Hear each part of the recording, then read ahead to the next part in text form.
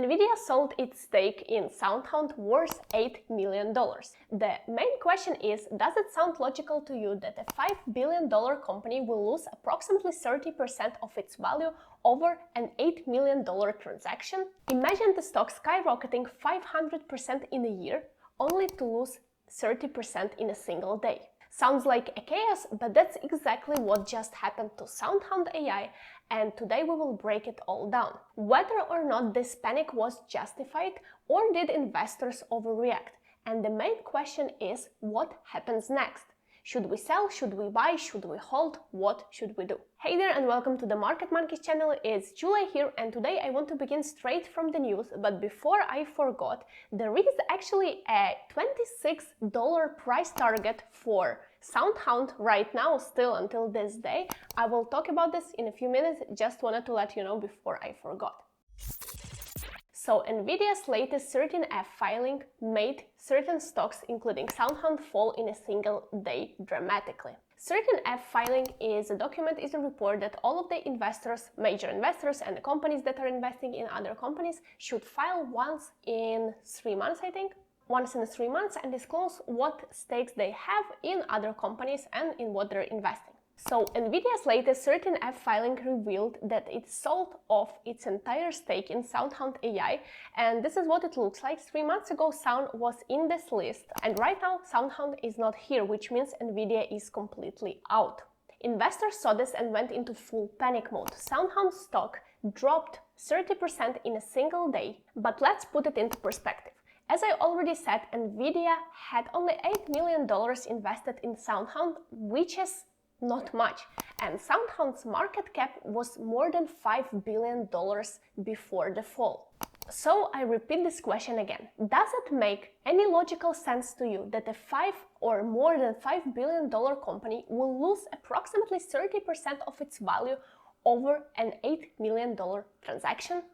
Absolutely not. This is a textbook example of market overreaction. The investors exaggerated the importance of Nvidia's stake in this company, and they began this huge, massive panic sell. By the way, we saw this scenario many times before. A big name investor sell the stocks, retail investors get into the panic, sell all of their stakes, stock drops 10, 20, 30%, not because of the bad fundamentals, but only because of the fear of investors. This had happened in the past to Palantir, to Tesla, and even to Nvidia itself a couple of weeks ago over DeepSeek. And this is exactly what is happening right now to SoundHound. So if this drop wasn't fully justified, does this mean that we should go and buy the stock of this company? Well, not so fast. If you find this information valuable, don't forget to support our channel by pressing a like button and subscribing.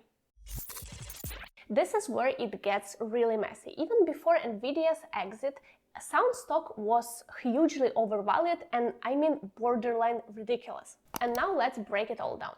So SoundHound's forward price to sales ratio is over 60, while the industry's average is 3.3. It gives us that SoundHound is priced 1,500% more than the sector's average. The company is not profitable, and the company heavily relies on stock dilution, and of course the risks of stock dilution bring the valuation and the stock price down. They're burning through cash, and their recent acquisition of Amelia AI is actually bringing their gross margins down. Now I want to show you a couple of interesting numbers from their recent earnings. So SoundHound's revenue jumped 89% year over year to $25.1 million, beating Wall Street expectations of $23 million by a 10-point margin. The problem is that this revenue is not organic. SoundHound recently have made some big acquisitions. In previous year, in 2024, they acquired Amelia AI and Allset, and both of these businesses and both of these acquisitions allow them to take the revenues of these companies and to write them on their books. And pay attention here, they're not actually disclosing which part of the revenues is organic one and which part is thanks to the Amelia AI. In first quarter, before the acquisition of Amelia AI, company's guidance for the full year of 2024 was actually lower than the guidance that they gave after the acquisition. So the management of the company realized that they will have better revenues, and they actually fixed their outlook for the future to be much more positive than it was in the beginning. So to understand how big of a change they made in their guidance, we can see that in first quarter before the deal, the guidance for the full year was at $65-67 million for the revenues, and in second quarter after the deal was announced, it was changed to $80 million. And of course, we have no way of knowing how much realistically Amelia has added to their revenues, but actually on the Seeking Alpha I found some analysis, and here an analyst says that their organic growth may be even lower than 50%. Now, why am I paying so much attention to this? Because we really need these numbers to try and understand what will happen to this company in the future. We only have an aggregate number from 3 different companies, right? Allset, SoundHound and Amelia. Now, we really need these numbers to try and predict what will happen to the stock in the future. To make some predictions, we need to understand what amount of growth to take and what amount of growth to assume for the next couple of years. If we do not have realistic numbers, it means we cannot take them into our consideration, and it means that we basically cannot make any predictions for the stock's future. At least I can't. Besides that, as I already mentioned, the company is unprofitable, and I have a real difficulty evaluating the unprofitable companies because I find myself being over pessimistic regarding those companies. In my opinion, profitability is one of the hardest things that a new company can achieve. And not only to achieve this profitability for a month or for a quarter, but actually to sustain it for a year and more than a year, in my opinion, this is really challenging. So basically, I realized I won't be able to make the CF valuation because I have no idea, first of all, what growth to predict, and second of all, I know that I'm too pessimistic, but I wanted to make it, or at least to find it somewhere for Vadim, my co-host, because he actually went and bought call options of SoundHound on this drop. So I found a couple of predictions for him online, and I decided to share them with you because I find it really interesting. First of all, most of these valuations suggest that the stock fair price is negative, which basically means that you will need to get paid to agree to hold the stocks of this company, which is ridiculous, of course, but I have found a couple of positive ones. So basically, all of them suggest that the fair stock price for SoundHound is in the range of $2 to $6 per share. These valuations assume that the company will become profitable in the upcoming year or two, and that they will be growing 40 to 80% year over year, which I guess is fine. I don't know, probably if I would be making DCF, I would assume growth in this range as well. Meanwhile, analyst target prices range from $7 on the low, $12.50 on average, and the highest target being $26 per share, set by H.C. Wainwright. So H.C. Wainwright analyst Scott Buck raised the firm's price target on SOUN from $8 per share to $26 per share, while maintaining a buy rating at the end of December 2024. I mean, $8 to $26.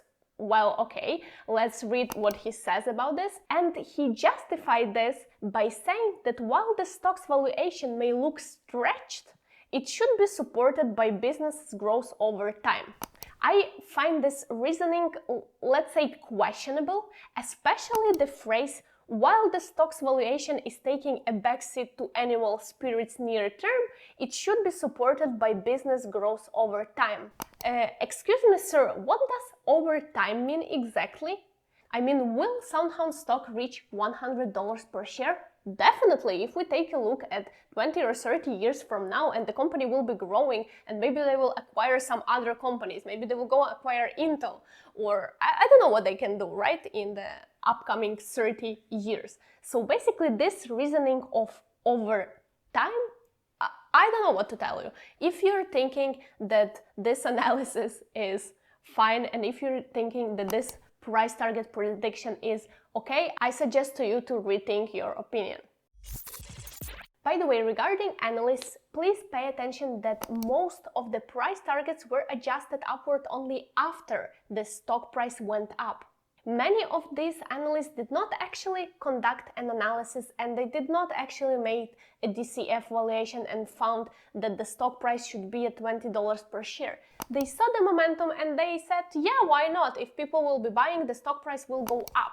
And I agree with them, this is definitely what will happen. If people will continue buying, the stock price will be going up. But it doesn't mean that this analysis is correct, and it doesn't mean that the stock price will reach this point. By the way, I want to be very clear at where I stand with SoundHound. I love this company. I invested in SoundHound. I actually invested at approximately $6 per share, and I wanted to invest a very small part at $6 per share, and after to buy a lot when the stock price will go down to $4 per share. Well, this did not happen. The stock price surged 200 or 250% over 1 month, I think. So I took the profit. I was of course very happy. I did not think it will happen. But again, I really like their technology. I very like that they're shifting to this subscription model. I have several videos on this channel about SoundHound. You can go and check them out later. But liking a company and actually going and buying their shares for any price, this is two different things. And if the stock price will drop significantly, right now it's still overvalued for me, but if it will drop back to $6 per share, maybe even $7 per share, I will think about this again and I will enter the shares of this company. And every investor is different. Vadim, my co-host, decided to take the risk and decided to enter and to buy call options on the drop. So please tell me in the comments, what is your strategy? Would you risk it or would you sit it out like I do? Thank you for being with me. I will see you on our channel next time. Happy investing!